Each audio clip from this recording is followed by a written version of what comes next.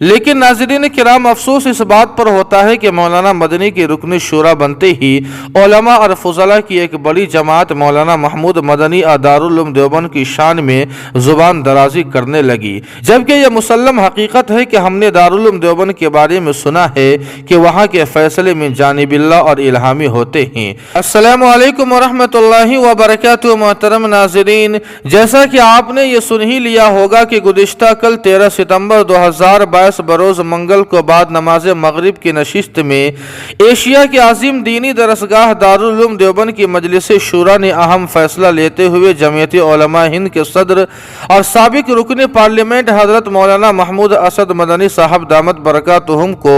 شورا کا رکن منتخب کر لیا ہے، جس کی تصدیق خود دارالعلوم دیوبند کے محتمم حضرت مولانا مفتی ابوالقاسم نعمانی صاحب دامت برکاتہم نے کر دی ہے۔ آپ کو بتلا دیں کہ دارالعلوم دیوبند کے سابق کارگزار محتمم حضرت مولانا غلام رسول صاحب خاموش رحمت اللہ علیہ کی جگہ پر متفقہ طور پر مولانا محمود اسد مدنی صاحب دامت برکاتہم کو رکن منتخب کیا گیا ہے۔ اس انتخاب پر تمام ملی، دینی، سیاسی اور سماجی حلقوں سے مولانا مدنی کو مبارکبادی بھی پیش کی گئی ہے۔ لیکن ناظرین کرام افسوس اس بات پر ہوتا ہے کہ مولانا مدنی کی رکن شورا بنتے ہی علماء اور فضلاء کی ایک بڑی جماعت مولانا محمود مدنی دارالعلوم دیوبند کی شان میں زبان درازی کرنے لگی، جنہیں میں دہرانا مناسب نہیں سمجھتا ہوں، لیکن ان لوگوں کو زبان کو حرکت دینے اور قلم کو جنبش دینے سے پہلے سوچنا چاہیے کہ ہم کیا کہہ رہے ہیں اور کیا لکھ رہے ہیں، جبکہ یہ مسلم حقیقت ہے کہ ہم نے دارالعلوم دیوبند کے بارے میں سنا ہے